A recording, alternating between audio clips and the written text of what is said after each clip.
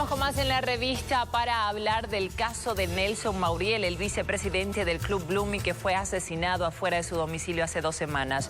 Nos acompaña para hablar del tema el director de la FELCE, el coronel Johnny Aguilera. Muy buenos días, bienvenido a la revista. ¿Qué avances hay en las investigaciones, coronel? Bueno, en principio tenemos que establecer que tenemos importantes avances vinculados fundamentalmente a la aplicación del método de la perfilación delictiva.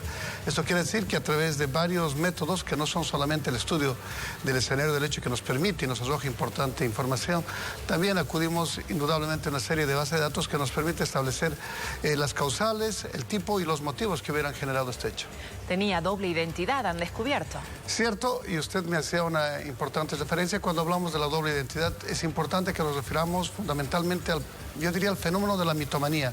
La mitomanía es la posibilidad de inventar algo falso como si fuera verdadero. Son fenómenos internos que pretenden, yo diría, hacer creer a otras personas acerca de lo que sucede. Usted también me consultaba qué es lo que contiene en sí mismo la falsedad. Y es cierto, cuando hablamos de falsedad estamos refiriéndonos indudablemente a la generación de elementos que nunca han existido en el contexto material, pero sí en el documental. Y este es el caso fundamental de los documentos.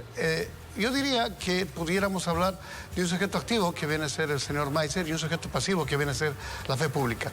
E indudablemente, cuando hablamos de la falsedad de documentos tenemos que entenderlo como un fin en sí mismo y a su vez como un medio, como un fin, porque el hecho de obtener una nueva identidad significa agotar una serie de procedimientos de orden administrativo, como son la emisión del certificado de nacimiento, la emisión del cédula de identidad y la emisión del cédula de pasaporte. ¿Quién y cómo le emiten esta doble identidad? Bien, nosotros hemos realizado ya actividades muy importantes y hemos logrado establecer que el año 2008, en el Plan 3000, se ha generado lo que se llamaba una oficialía colectiva.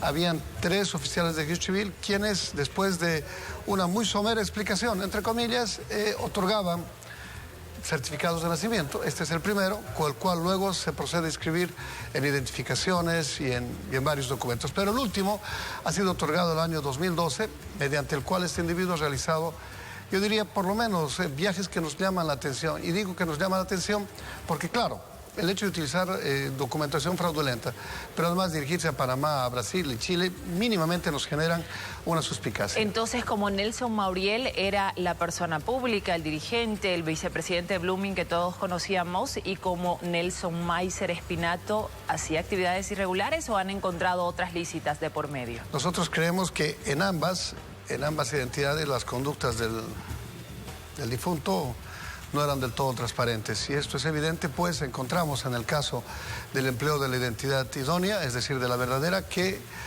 las actividades financieras, económicas que él realizaba no guardan relación con el tren de vida. Lo hemos dicho varias veces, esto nos lleva a una serie de elementos de sospecha, pues uno de ellos, de los procedimientos empleados por quienes en definitiva no tienen las cuentas claras, es emplear instituciones o entidades, en este caso deportivas, precisamente para introducirse en un contexto social y obviamente no solamente generar un perfil, yo diría, como alguien samaritano, como alguien que está cooperando, sino sobre todo con la finalidad de lavar el dinero ilícito. Entonces, se lo está investigando no por haber sido solamente víctima ni por tener doble identidad, sino también por lavado de dinero, por narcotráfico también, tomando en cuenta esos destinos sospechosos que usted decía. Muy buena pregunta. De hecho, yo quiero contarle que el propio ministro de Gobierno ha conformado un equipo multidisciplinario que está integrado por la FELCC, la FELCN e Inteligencia. Precisamente, yo diría, intrincando todos estos temas, pues aparentemente tiene relación algo vinculado a un hecho de una ley especial, como es el narcotráfico, otras vinculadas a la legitimación de ganancias ilícitas que tienen 2 vertientes, delitos ordinarios y delitos especiales, y por último, labores de inteligencia que se traducen en una actividad operativa realizada a lo largo y ancho del país. Pero no solamente esto, usted nos decía cuáles son las actividades que realizaba este señor afuera o adentro utilizando estas 2 identidades, lo que provoca que empleemos también información que estábamos recibiendo de otros países. ¿Quién más está siendo investigado por este caso? Bueno, se han realizado diversidad de actividades.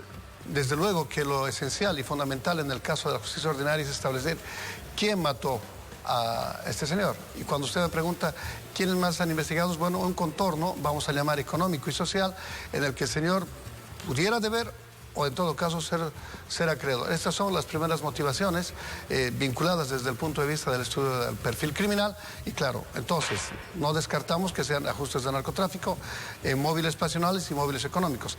Y esto es importante, pues todavía no tenemos, yo diría, definida una hipótesis que nos permita apuntar hasta, yo diría con objetividad, hasta la razón del hecho. Se habló de un ex policía que lo estaba ayudando y ahora está detenido. Bueno, han habido varias, yo diría, varias actividades que han provocado esta muerte, que en todo caso están siempre destinadas a establecer el antes, el durante y el después.